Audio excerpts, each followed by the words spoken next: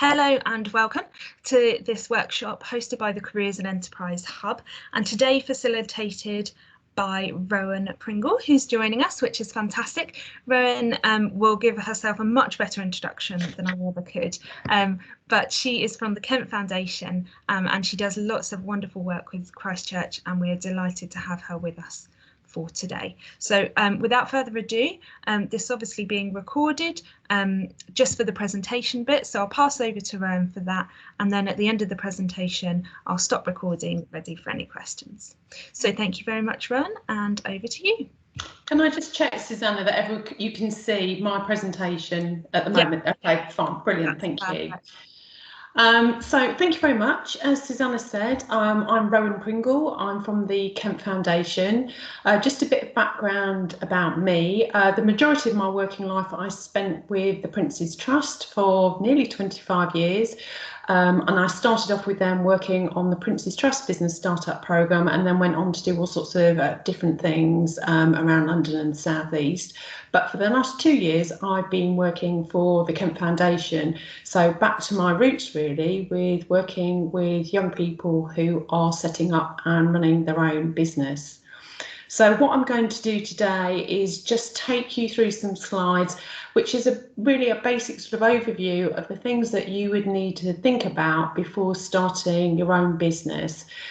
This is a presentation that we've run online for anybody to come along to. So as you'll see on the next slide here, I normally do it with my lovely colleague Miranda, so unfortunately you just got the less glamorous half of the duo today, just got me. On that slide you can see the web address of the Kemp Foundation. What we do is we support young people aged between 18 and 30 who are running a business in Kent. We primarily offer a mentoring service, so we have about 115 or maybe 120 now volunteer business mentors from all sorts of different backgrounds. They come to us wanting to share their skills and experience and support a young person who's getting a business up and running. So we offer that mentoring service free to young people, and then once people have a mentor, it unlocks the door to all sorts of other things that we do.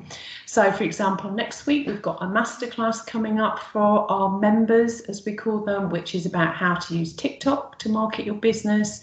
The week after that, we've got a mastermind session, which is an opportunity for business owners to come along with a group of others who are in the same boat to talk about a issue, concern, run things by people, and just get a bit of advice about how to take the next step with their business. So there's lots of things that we do that in normal times would largely be face-to-face, but since March last year, we've been obviously doing everything online. So moving on, the sort of things that I'm going to talk about today is how to develop a business idea, then how to do some market research and find out if people are actually interested in buying your product or service, then going on to how to make your business legal and choosing a company structure, insurance and those sorts of things, and then moving on to how to gather the resources that you need to actually get your business started, and then actually once you're up and running, what sort of help and advice is out there. So developing a business idea, the sort of businesses that we're supporting at the moment are massively wide and varied. We had an event last night, and the sort of people that were there range from somebody who's a locksmith who also sells architectural ironmongery to someone who makes and sells macarons online. So it's just anything and varied. But there are sort of three real main ways that people develop a business idea. Probably the main one is people who've done something as a job at some point in their career and thought, actually, I could do this a bit better, or I could do this a bit different, and I could be self-employed doing this and not just do it as an employee for somebody else. The other way is a hobby, so people who make something as a hobby maybe, who then think, actually, I think people would buy this from me, as well as me just making it as a hobby and giving it to my friends. They might actually buy this from me. Or finally, people who spot a gap in the market. So there's a product or service that they would really like and they just can't find anybody who can offer that. I'm just laughing to myself because I explained to Susanna, we've got builders in at the moment and they've just started sawing outside the window. So apologies if you can hear that. So yes, that gap in the market is, you know, I can't find this product or service. So actually, is that something that I could do and set up a business? What I would say with any of those ideas, if it's not something that you're already trained and experienced in, what you need to do is be prepared to spend a long time learning that skill, being able to make that product so it's at a really good standard. Good example is the business I mentioned a few minutes ago, and this is somebody who makes and sells macarons, which are the little sort of cross between a cake and a biscuit. And she makes those and sell those online. And this has been an amazing year for her because everybody's been buying things online. But she baked as a hobby, realised she was pretty good at making macarons, but it took her a year to perfect the process of making macarons in bulk. So her and her partner ate an awful lot of macarons before she had got them down to a T and knew that she could consistently make large batches of this product which would be suitable to sell to people. So that's the sort of groundwork that you maybe need to think about doing before you then progress to the next stage of starting your business. Once you've got your idea and you've decided what it is you want to do, the next stage is doing some market research and finding out if there are actually people out there who would like to buy your product or pay you for your service. There's a couple of different ways of doing that. The first one I've got up there is having a look at a website called Answer the Public. And that's a really useful website. You can go on there and you can type in any sort of business and it will tell you these are the sorts of things that people ask when they're looking for that product or service. So you can find out if I could offer this, if I could offer that, if I could make my product like this, then maybe more people would be interested in buying what it is I've got to offer. If it is a product, a nice way of test trading that product is perhaps to make some samples, see if you can sell them. If you're going to be selling direct to the public, could you have a market stall? Could you go to an event and see if people are interested, get their feedback? If you're going to be selling to other businesses, could you get some samples together and make appointments to go and see people? Obviously, all of this is a little bit more difficult at the moment, but hopefully as we progress back towards a more usual situation, it will be possible to have those face-to-face meetings. Although, as with this presentation, a lot of things you can now do online anyway. And sort of leading on from that, if you don't feel you've got enough stock or you're in a position to start selling, you could just maybe do some samples, send them out to people, ask them for feedback, and just really check out that what you're doing is going to be of good enough quality for people to want to spend their money on. It just say on that little section there about samples, you know, asking your friends or family, which is brilliant. What people have said to me though about friends and family is sometimes they can either be super supportive to the extent where whatever you tell them you want to do, they think it's amazing and brilliant, so you don't necessarily get honest feedback. Or equally, sometimes people's family can be super critical and they can say, oh no, I don't think you should do that, you should look for a job, you shouldn't be starting your own business. So I think that's a great place to start, but don't just stick to your friends and family. So once you've done some market research and you've got a bit of confidence that actually people will want to buy your products or use your service, the next thing to think about is how you can make your business legal. So I'm just going to really give you an overview here because some of these areas are quite complicated. But the first one is choosing a structure for your business. So that's a legal structure of how your business is going to trade. The easiest way of doing it is to become a sole trader. So you just tell the tax people, HMRC, I'm going to be a sole trader. So I'm going to start selling a product or a service and I'm going to hopefully get an income from it. And legally, you and the business are the same thing. So that's really straightforward. You can go onto the HMRC website, register yourself really easily, and then they will issue you with some paperwork, and eventually you will start to have to send them a return, which again is usually quite simple, and then ultimately, if you're making a profit, start paying them some tax. For people who don't want to go down that route, another one of the common options is a limited company. And to do that, you form this legal entity, which is the limited company, which you would probably become a director of, but it means you and the business are two separate things. An advantage is that if the business owes money, you don't owe money because of that separation legally. And sometimes large businesses will only want to deal with another limited company. It's really an image thing, that people think if you're a limited company, you're more serious, you're more established, and they just might feel a little bit more comfortable. So, for example, if you were going to be selling services to, let's think, to Canterbury City Council, let's say, they might well expect to only deal with limited companies. But if you're going to be selling a product or service to members of the public, they may not be bothered at all what sort of structure you've got for your business. Another sort of structure is for people who are trading with someone else as a partnership. So you can set that up as a sole trader, you can be a partnership, or as a limited company, you can go down the partnership route. I think I said something along the same lines when I was at Christchurch last time. Going into a business partnership is a little bit like getting married. If you rush it, you might regret it. And just because someone's been friends with someone their whole life, when it comes to actually setting up a business and doing something which your rent or your mortgage and the way you live your life depends on, can be quite different. In my experience, the most successful partnerships are set up by people who are partners in life as well as in the business, but it can work from sometimes. It's just worth being really clear at the outset, who is going to do what your expectations are of each other, and drawing up a partnership agreement which sets all these things out and also covers eventualities like, what if you really don't agree on something and it's a key decision in the business, how is that decision going to be made?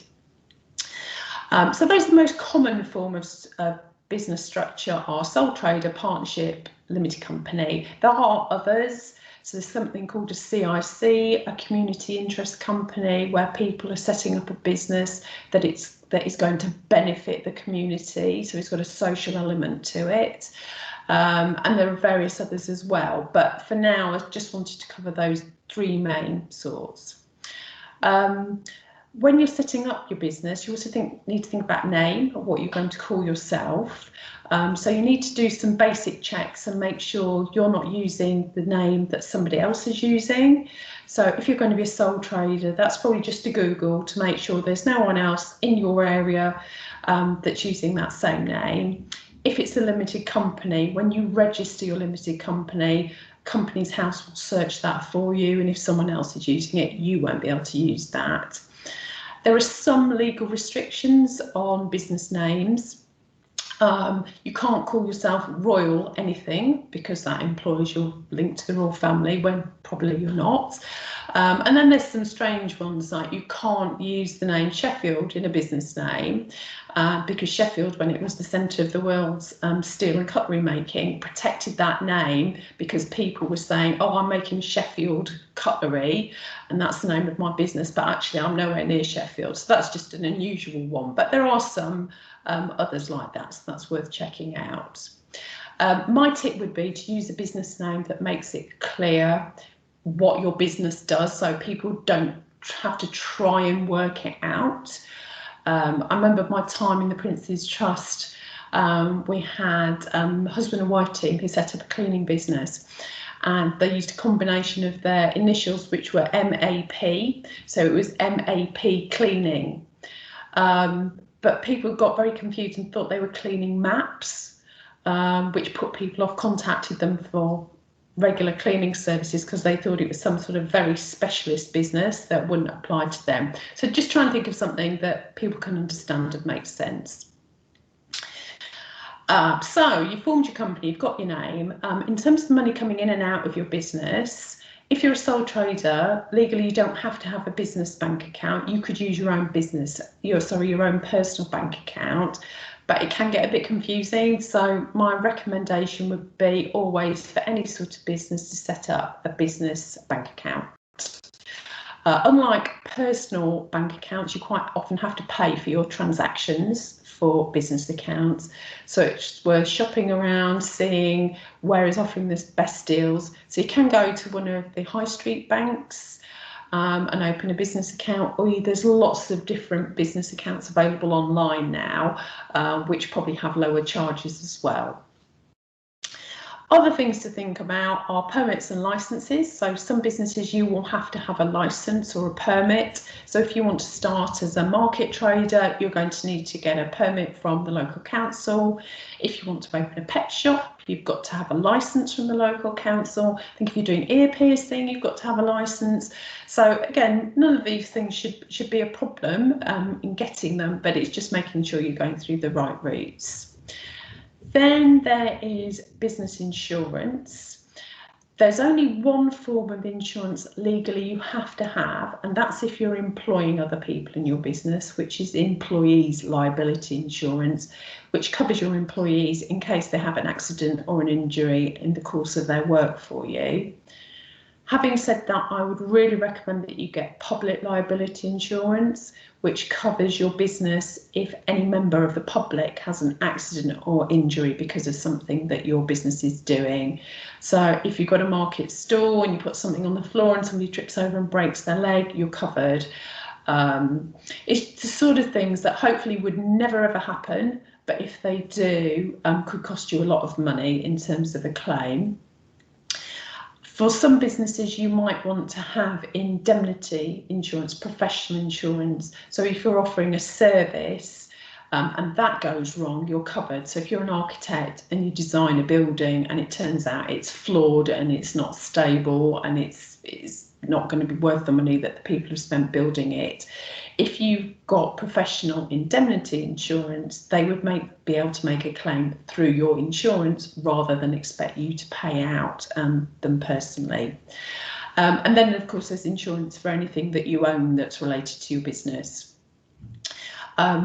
Also worth mentioning, if you're running your business from home, you should also let your home insurance company, so your buildings or your contents insurer, know that you're running a business from home. It probably will make little, if any, difference to your premiums, but if you do make a claim and then it emerges that you're running a business from home, they will probably try and use that as a loophole not to pay you. It's the same if you're using your own car for your business. You just need to give them a ring and say, this is what I'm doing and I need to insure my car for business use as well.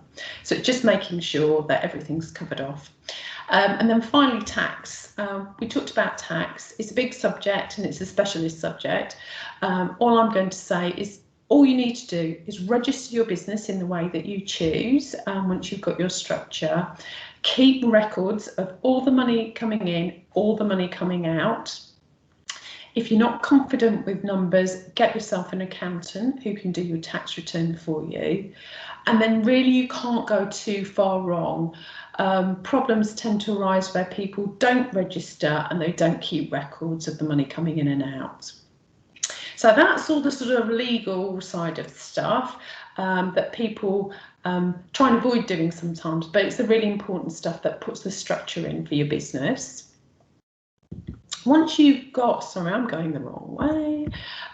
Once you've got all that sorted, so you know what you're doing, you found out you've got customers and you've got all the legal side of things covered, it's then thinking about what you actually need to get yourself up and running. Having a business plan is a really good idea. There's all sorts of different business plan formats available online. If you were going to a bank and asking them for a loan, they'd probably insist you had a business plan that they can look at. But even if you're not going down that route, I'd recommend that you put together a plan just so you've thought through all the different elements of processes relating to getting your business up and running. I touched on funding, so the banks obviously offer funding for business startups, and there are a few small organisations and larger national organisations who offer funding at low interest rates, one of them being the Prince's Trust, who I used to work for. And in Kent, there's an organisation called Let's Do Business Group, who offer some business funding at low interest rates as well. So in terms of loans, there generally are some options, but to be honest, in terms of grants, there is very, very, very little. So people who are only willing to start a business if they get a grant to get it started, they're going to find that quite difficult. In Kent, for example, people who live in Medway, the council have always offered £1,000 grant to somebody. For people who are unemployed and in receipt of benefits, there's the Enterprise Allowance Scheme, might offer a very small amount of funding. So there are things to look at, but just don't bank on getting grant funding. It will be part of your business plan, but thinking about marketing of your business is really important, and particularly how you're going to use social media to market your business. Nearly every business now will have a social media presence. Depending on your product, different platforms might be more appropriate, but obviously Facebook, Instagram, I mentioned TikTok is something that increasingly people are using. So you need to think about how you're going to do that and do some research and read up about the best way forward. So just in terms of getting your business started, sources of support. So the Kemp Foundation is here for anybody 18 to 30 who is running a business based in Kent. For people in that age range who are running businesses in different parts of the country, the Prince's Trust is a good source of support and advice. The Kent and Medway Growth Hub website is a really good source of advice and support for people of any age who are running a business in Kent, and there are growth hubs in all the different parts of the country as well. If you're looking for support from the Kemp Foundation as a next step, by all means get in touch with me and I can arrange to have a chat with you. My email address is rowan@kempfoundation.org. Or if you go onto our website, which is kempfoundation.org, there's an inquiry page and you just pop your details in and we get in touch with you.